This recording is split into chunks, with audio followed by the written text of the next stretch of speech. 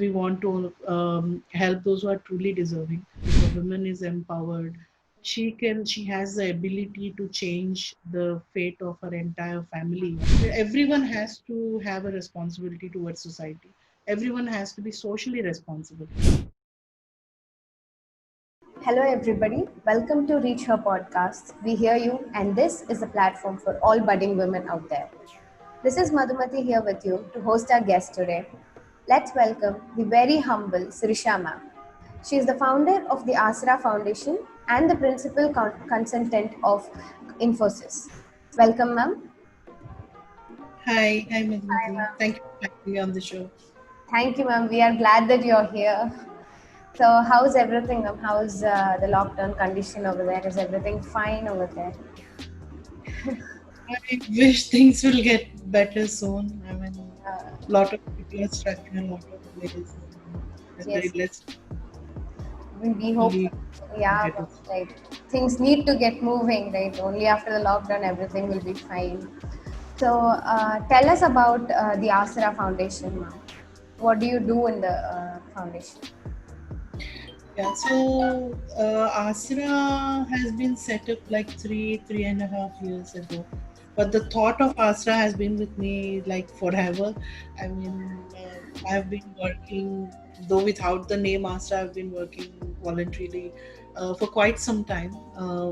And formally, we got registered 3.5 years ago. And our primary objective is women empowerment, and we strongly believe that it is only through proper quality education that women empowerment is possible. So the main area of work for Asra is towards promoting women education, girl child education. So when I say education, it is not just academics, but it is the all round education. Like we also help the schools with enabling libraries, science labs, computer labs, physical education equipment, and also towards health and sanity, like separate toilets for girl students and availability of sanitary products for the girl children. So it is primarily creating a very safe, healthy, and comfortable environment for girls to pursue their education. That is the primary objective. And now recently, like from past 2 years, we have extended this beyond girl children to specially able, like physically challenged or visually impaired people. We have extended our support to them also. It is very difficult for these specially challenged people to lead their lives. I mean, something for us which is very simple, a very simple activity is actually a big challenge for them, and they need lot of they have a lot of special requirements, which are expensive also. Like if visually impaired children, for example, they use a separate language, braille, to read and to write, and that needs a special kind of paper, that needs special kind of computer keyboards. So there are a lot of special requirements they have and very limited means they have. Like if someone is wheelchair ridden, physically challenged, they need ramps, they do not have access to public transportation, we do not have that facilities. Even most of our schools are public offices or government offices, they are not equipped to actually have these people around. I mean, we don't have ramps, we don't have railings for them to hold, separate lavatories or toilets for them. So there are a lot of challenges for even a very simple activity we normal people do, regular people do. It is a challenge for them actually. So we've realized that, and for past 2 years we have extended our support to these organizations as well. Ma'am, when I was going through your website, the Asra website, I found that you had three different categories like Siksha, Rahat, and Diya, and all these. So, what are they? Could you explain about that? Yes, Siksha is a program primarily for education of girl children, and Rahat is, as I explained, the other part. I mean, apart from the academics, the health and sanitation we provide. We provide first aid kits. We replenish the first aid kits, and we provide sanitary supplies for girl children. When there are a lot of girl children and women in India who cannot even afford to have a clean and proper sanitary methods, and they use a lot of crude methods, and a lot of almost around 7 to 8% of women die every year because of using um, lack of proper sanitary products. So that's what we provide using Rahat. And Diya is a very small initiative we started where we have a um, uh, exchange. It's like an exchange program where we have children from smaller schools or government schools interact with children from international and bigger schools, share their experiences, exchange gifts. That kind of initiative which we usually conduct during Diwali. So we approach big schools and we give them requirement which is like which will cost less than 100 rupees, like your examination pad, geometry boxes, atlas, world maps, something very simple. We give them a list which it's not mandatory. If they want to participate, they can buy those. They can gift wrap them. They can make cards or something like that. Similarly, for the other school, we provide them with earthen lamps and colors. We ask them to paint it and create greeting cards, and then we invite those kids to come to this government school, or government school kids to visit there and exchange those gifts and interact. We conduct some games and events. It's just just so they see the other side of the world, It's a interact with. real beautiful gesture, ma'am. And for kids, it doesn't matter. They just exchange gifts and they play. That really shows the beauty of childhood.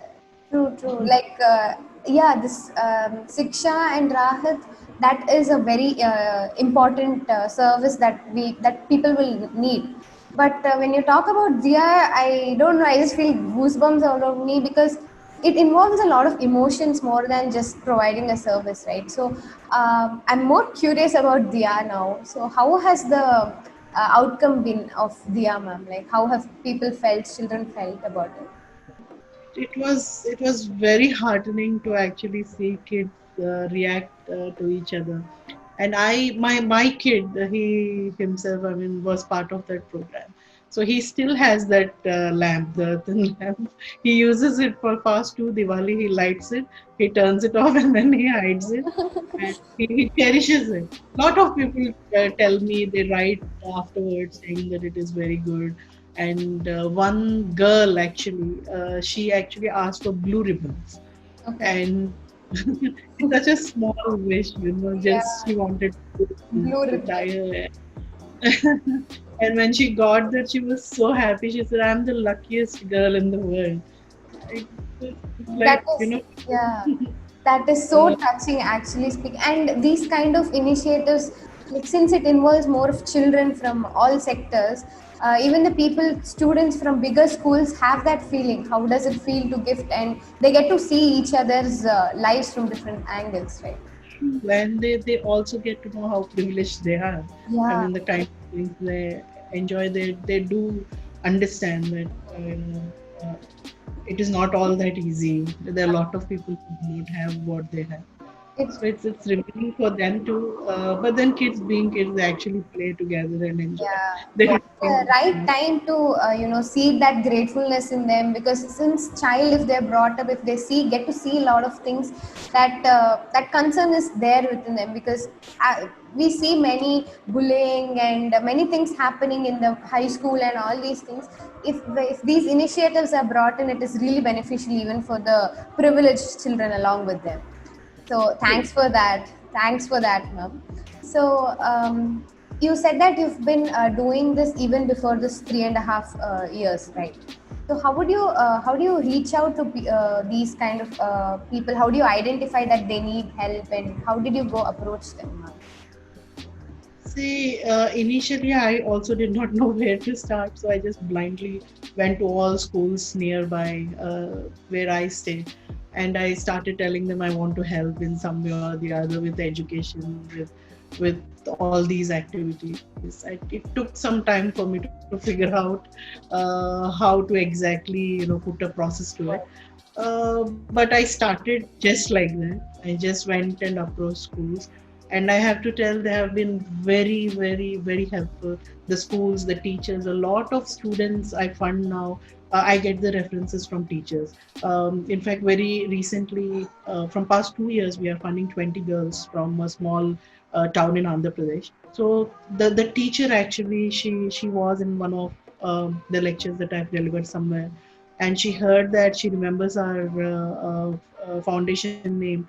And when she has encountered a situation in her college where around 20 girls, they couldn't pay a fee and they had to discontinue their education, she approached me, informing that these children are very smart kids. I mean, they're very academically very good, but they're not able to pursue because their parents are artisans, those who paint, do this pottery and painting on the pottery, and those who make this jute baskets and things like that. And that year it was not good for them, and they were not able to sponsor or afford the education. So in fact, she reached out to me, and we were able to help them. It's the second year. I think one more year they will be out of college, graduated also. So many teachers are there, many principals are there who reach out like that. And there are many schools where I went who keep aside some seats for free, Yeah. because I am funding for education from our organization. There are some schools which offer seats for free. They'll ask only one thing, that you bring the truly eligible people, Yeah. truly deserving people, and we are willing to give the seat for free. So there are schools like that. There are teachers like that. There are parents, particularly women. I see. I mean, the mothers. Even though their fathers are, they drink and they don't come home frequently. They're very children there, but their mothers are very determined to get their children educated. So they come and meet us, and that is how we get to know. We do our interview process though, because we want to help those who are truly deserving. So we do our interview process, we get their academic results, we get their income certificates, and then we Now, ma'am, given this COVID situation, we see like the worst hit people are people below the poverty line, because maybe in terms of health and sanitation, or in terms of their financial stability, everything is very getting bad for them. So after this is over, when they'll have to, when they need help actually, and they especially for education, if they have to reach out to you, is there any means that they can reach out to you? How can they reach out? Yes, they can reach out to our telephone number, or through online, or primarily to phone. Those who cannot go through online, they can reach out to our Asra helpline number as well as the WhatsApp number, and we'll try to help as much as we can. Thank you, ma'am. So now you've been doing this since quite a long time, but officially it's just 3.5 years. But even before that, how did you get inspired? I mean, when did you get this thought that you will have to do it, and from where did this come? It's partly my own struggle. My father was an advocate, and he also led a. I mean, he was from the beginning. He was a social worker, and he used to do a lot of help and a lot of legal advice and legal services. He used to provide to women particularly, and I very vividly remember him telling me that, if a woman is self-sustained, if a woman is empowered, she has the ability to change the fate of her entire family, her children, and the generations to come. He strongly believed in that. He always used to tell me that. I never understood it that time, but then while I was studying, he passed away, unfortunately. And after that, I myself had a lot of challenging experience pursuing my education. And academics are very expensive. Those who, I mean, usually people won't think of it that way because their parents pay for their fees.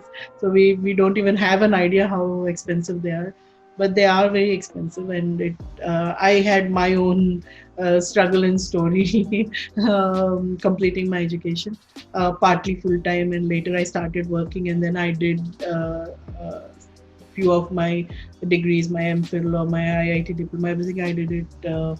Um, through correspondence because I couldn't afford full time.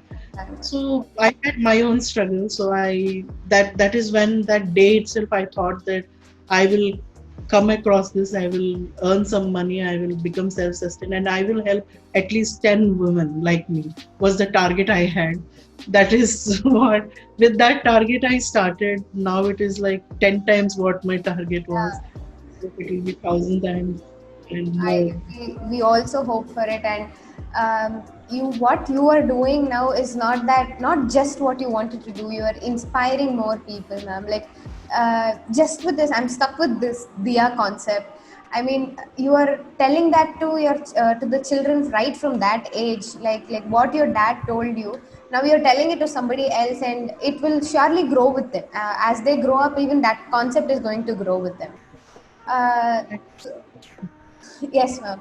So, talking about your career at Infosys, ma'am, you see this age, like many people shift their jobs within like 1 or 2 years or like that.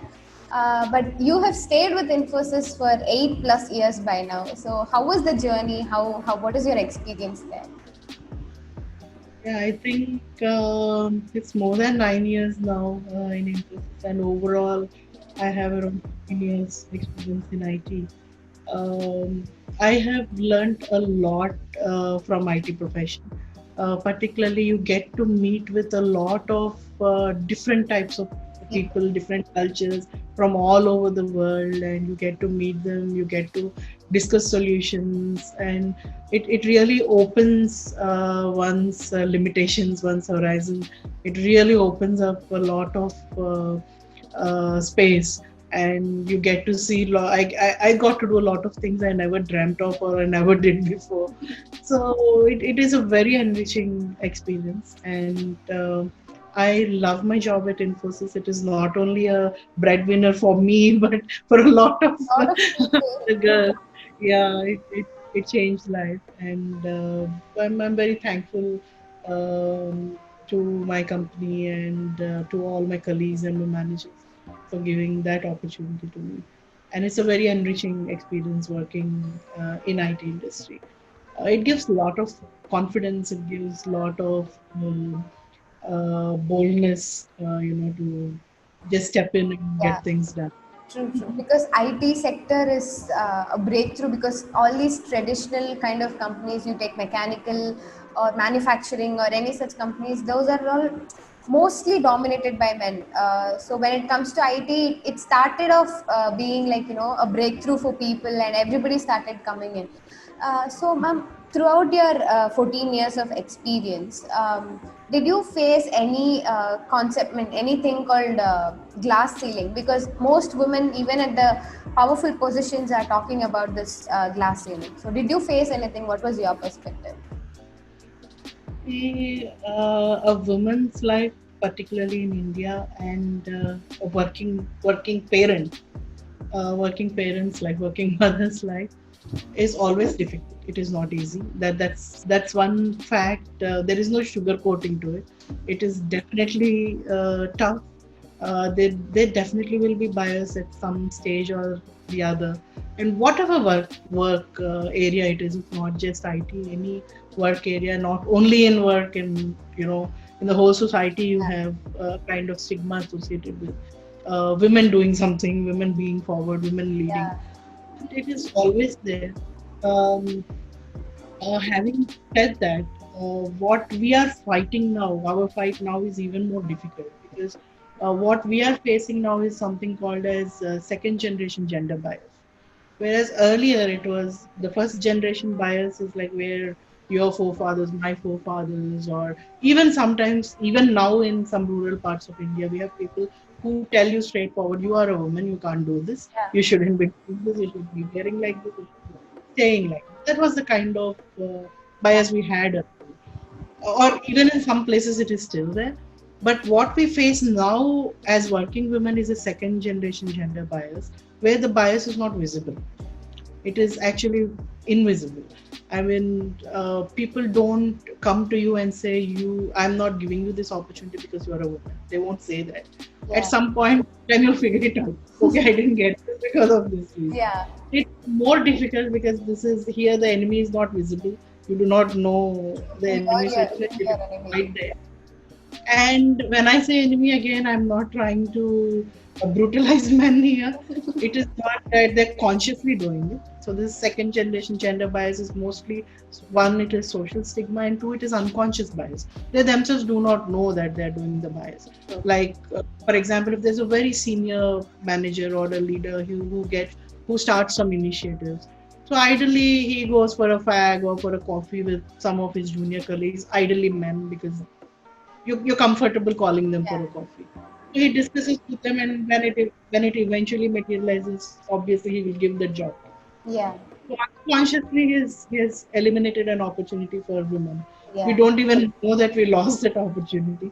He doesn't even know that he did a bias there. Yeah. So it is unconscious. It is social stigma. Like we don't get much opportunities to socialize or to increase our network because of again the same reason you Social they stigma. put late night parties and Yeah. uh, usually how you hang around with your colleagues is go for a drink or watch a game together, which usually they don't call women for that. Yeah. And these biases are not visible, but they are there. And it will take a long time for it to go away completely. Then I'm not sure of other workplaces, but in IT profession, definitely many organizations, including Infosys, they're doing a lot of work towards inclusivity and diversity. So there's a lot of education and awareness that is needed for both, for women also and for men Yeah. also. Women also have to realize they cannot work in a conventional way now. Whatever have told to them, they have to break that The convention bargain and has to be from both the sides. yeah, they have to come out of it. That is what is the glass ceiling that women has to break. Yeah. They have come out of their inhibitions and what they have been led to believe so far. Men also have to, you know, True. understand the changing times and the bias. So it's two way. Both of us need education, and a lot of people are trying.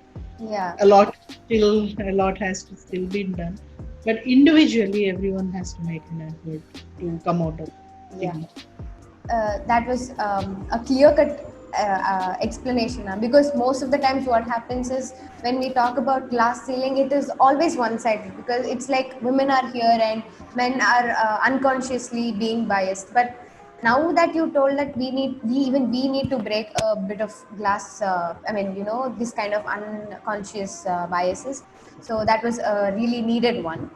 So, ma'am, you've also involved in this education. You believe that education is very much important.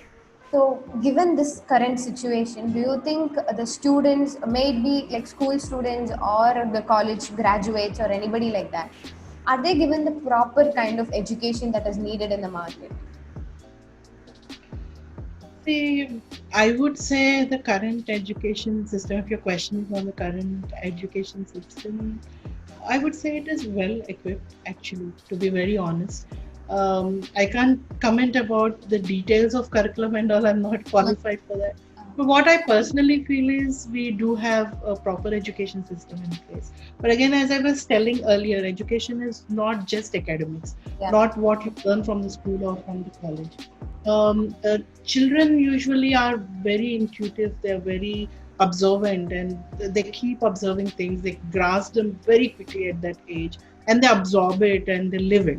Mm. So, how the society around them behaves also has a very deep impact on them. True, true. So, for example, in the school, your teacher, you have this paper, value education paper. The teachers come, they say, follow the traffic rules, respect elders, don't lie. They teach all those. Kids learn all that and come home. But on the way home, your parent breaks the traffic rule and comes saying that I'm getting late to office. What lesson you're teaching them? I mean, where one way we are saying respect elders, and in our own houses we see parents not respecting grandparents, or some places we see parents not respecting your house help, maids or drivers. You can treat them with dignity. And kids observe, they observe a lot, and they clearly see the difference of what they're being Yeah. taught versus what they're actually seeing in the real life. Yeah. And in this kind of situation, you can't say that you have to change that. You have Yeah. to change the education system. It is doing its job. True, What true. is not doing its job is this social thing that each individual is not following. Everyone has to have a responsibility towards society. Everyone has to be socially responsible. I'm not saying do some very big thing or something like that, but small things if we are socially responsible. In fact, social responsibility is something which is totally underrated in India. We don't really No one. care about others. Yeah. We don't really care how our actions are going to impact our children or our neighbors. We don't really care. I mean, we litter everywhere, we break traffic rules. There are a lot of things like that we do. So, social responsibility, I think, is where is the fundamental cause for all the issues we are having, for all the problems that children are facing. If everyone, each one of us are responsible in a small way, not big things, but in a very small way, be environmental friendly, don't litter, do your waste management properly, conserve water and electricity, follow traffic rules. These are very Basic simple thing. fundamental things, and we are living as if there is no tomorrow. Hmm. We are living as totally we are wasting with the amount of pollution, environment, the thing we are doing to environment. We are living as if there is no tomorrow. We are only concentrating on accumulating money or wealth for our children. Our Yeah. children are not able to do anything with that wealth tomorrow when they don't have fresh breathe or fresh air or a glass of pure water. What are they going to do with the money? They So first that need to live. social responsibility. Yeah. Yeah. You were. True. Quality of life is not there. That social responsibility is very lacking in our country, as in many developing countries. If you see the West or the developed countries, you see people are very conscious about this kind of. So that I think more than education, this is what needs Achievement. to. So these are what that tomorrow, like these are the small things that you feed in people, is what that is going to be when you make a big achievement or something. Like now, if you teach the children to break the rules and break the traffic rules and not care about the environment, when they become entrepreneurs or when they become big people, that is what is going to influence them completely. That is So what they will do. That is what their children will do. You're ruining a whole generation. yeah. So, ma'am, in this particular year and this generation, there are many people who are completing the graduation and going for being a job seeker. So, how important is this quality of leadership in an organization or in a society itself? See, leadership, particularly for women, is very important. Why I'm saying this is like if we have started a job at the age of say 20, 21, 22, at that age, typically when the when you get graduated and start job, 20 years before that, which is when you are 1 year, 2 years old itself, women are taught that you should not speak loud, you should not ask questions, you should not get noticed, don't laugh loud, don't speak loud, don't talk loud, don't do this, don't do that, don't go there, don't sit here, don't stand there. Don't You sit know, like this. don't speak like this. Yes. Don't laugh loudly. I particularly remember that. Don't Yeah, laugh loudly. Don't talk loudly. Don't ask questions. yeah, Don't try to do something that you get noticed, in the school or college or yeah. whatever. So we have been like fed for 20 years, like whatever possibility that a woman has to become leader has been taken away from her 2 decades before she even started her career. So now, if you're starting your career, of course, you enter into leadership after some 10 years of career, or at least 7 or 8 years of career. But you have already been robbed of 2 decades before. If you have to compensate that from the day you have started, that should be your goal. You should work towards cultivating leadership skills and the qualities and um, speaking out, speaking loud, mingling with people, talking, be vocal about your requirements. So we have to start from the day one if we have to bridge that gap. True. So This yes, is it is our very. contribution. I mean, this is our contribution to break the ceiling. Like, if you don't want the ceiling to be there, then you will have to cultivate this habit that you've lost 20 years before, right? That, Um, that's the a fact. As I said, there is no sugarcoating. Yeah. Uh, we are in unfortunate times, so yes, we have been wronged, but we can't cry about that. We So we need to have to do make something. changes happen and let us initiate it. Like now, I think the things are changing, and with the children from this age being taught of many things, I hope in the future they really bring a change and make this a better place. Um, True. Ma'am, and in Infosys, you're much into the technical part of the business, right? You consult and you make the you're more of a technical person. But you have written a book on sales, decode. I mean, co-authored this decode sales. Like, what made you write a book on sales? The book is Sales Decoded.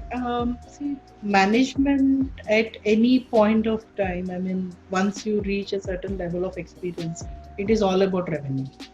How much revenue you're going to bring in, whether it is direct sales or indirect sales, or whether you're directly selling to customer or whether you're just upselling your products. It is all about revenue. It's all about how much revenue you're earning. So sales is an integral part of everything. It's not just technology or management or IT, non-IT. Sales is an integral part of every employee's life. Everyone has to sell themselves first, then they have to sell the product or the services. So sales is integral. But this idea to write a book came sometime, some 7 or 8 years ago. I think it's back in 2011 or 12. There was this huge um, propaganda in the market. There were many people, many books written, many people started giving shows and lectures about how to be a millionaire, how to earn your first million, how to get rich in 100 days, how to get rich quickly, how to be rich, how to earn sales, how to do this, how to do that. So that made me think that why is being rich or why is earning a million that important in life? I fundamentally differ with that concept itself, that be a millionaire or earn this much or become rich or something like that. Because what I believe is, at the end of the day, the value you bring onto the table is more important than the volume. So it doesn't matter how much sales you're doing, how many numbers. It's not the right thing to do. It's not the right thing that you go and sell anything and everything to everyone and earn money and make money out of it. That's not the right way. There should be an ethical way of selling. You sell products to those people who need them. That is all. Hmm. There is a need and you fulfill that need.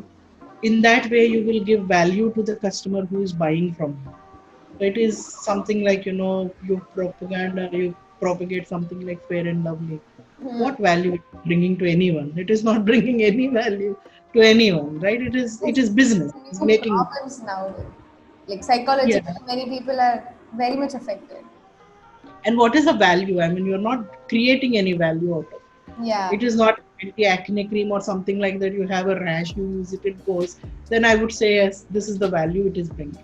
Mm. So that value is what is fundamentally missing nowadays in business. That is why we have businessmen who are doing such unethical businesses, and their only purpose is making money, not to actually be of help or bring some value or difference to the society. So they usually plunder our natural resources, repackage, sell it to ourselves, make money.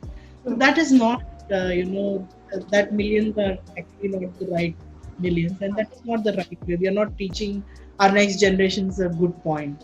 So Yeah. that made us right way before. I'm not saying you should not do business. I'm not saying you should not earn money. Do it ethically is All what. I'm saying is do it in a right way.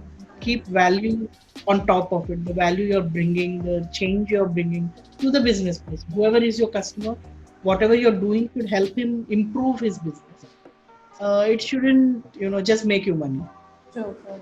So once you bring that value, money will follow. Money will automatically follow. So it depends With that, upon. Yeah. Sorry, ma'am. we wrote that book with that intent. Oh, fine, fine. That is a real nice intent because, as you told, it's not just so many years back. Even now, even if you scroll through YouTube, now that from books and movies, it has come to YouTube. It is even more reachable. That most videos are like how to make money in short span, and all these things come. So I hope this book adds that book does add value to everybody who's reading it. So, ma'am, now you've been through, I mean, you've had your own struggles and you've been helping people to do it, and you are doing your contribution. So, what are, if somebody reaches out to you and tells you that these are the problems that one is going through, or maybe in terms of personal life or in terms of business, what advice would you give them to keep going? To I mean, for the it depends on the problem. I mean, Like, how do you? It can be anything, ma'am. Like how do you motivate somebody to be a better person or something like that? okay, so there are three important things. What I always tell my team also at whether it is at work or at Asra. Uh, One thing is, we usually think our circumstances, the situation we are in, or are brought up, or whatever it is what makes us. But what I believe, or I tell others, is it is not that our circumstances that make us; it is our choices that make us. So when a situation happens, you can say that my situation was like that, or you can say that you can choose a way. I mean, the situation that happened is not in your hands, but your reaction is in your hands.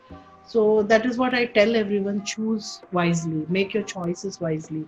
You know, you can become rich is a choice, kindness is a choice, happiness is a choice. It's up to you to make a choice what you actually want to do. That is the first thing: make a right choice. And the choice should be right. You have to do what is right, not what is popular or not what is easy. You Yeah, should do what is right, and that takes a lot of courage, and that takes a lot of effort and guts to do it. But you have to do it. yeah. So that is what I tell. It's not an easy way to go. To right way is always not the easy way. We have been told from our childhood the right way is It's the not the easy way. easy way. Yeah. That's the only way. Ma'am, so what is success, ma'am, to you? How do you define success? um, it's very difficult to define success because see, I never understand that also, because no matter what we put as a target, say we have some target, and success means you reach the target and you feel you're successful. Hmm. But then if you see you reach the target, the immediate thing what you do is you set another target Yeah. and you reach that other target. So there is no end to this Success. cycle. Yeah. So it keeps going. It's you keep a target, you reach it, you find another target, you reach that. I think it's an endless process. But what I think is that one should not strive to be a success, but we should strive to be of value. So whatever we do, whether we are successful, we are not successful. I mean, success has many definitions, right? If you ask uh, someone from today's generation, maybe this is I get my first million when I'm 30 years old. That is successful. Success. So someone might think I buy a house. That is success for me. Someone might think I have this much amount in my bank. That is successful. What I think is success should be measured in terms of value, not not the numbers. So, how much value you have brought in into your life and into the lives of others? That to me is what is success. So, I always tell we rise by lifting others. Yeah. So, I think to Nobody me has that is become poor by giving it, ma'am. the thing. Yeah. So thank you so much, ma'am. Like this session itself, I'm sure this session has added a lot of value to the viewers, and most of the concepts that you have spoken, may it be in terms of glass ceiling or may it be in terms of ethical businesses that you do, that is the right thing to do in my perception too. So I hope this reaches the right audience the right way. Thank you so much for your time, ma'am, and this has been a real fruitful session for us. So Thank you for to the audience, Thank you for staying with us. Thank you. I hope this session has added real lot value to you. Stay tuned till the next episode. And this is Madhumati signing off from Reach Her podcast. We hear you, and this is the platform for all budding women from across various industries and fields. Thank you.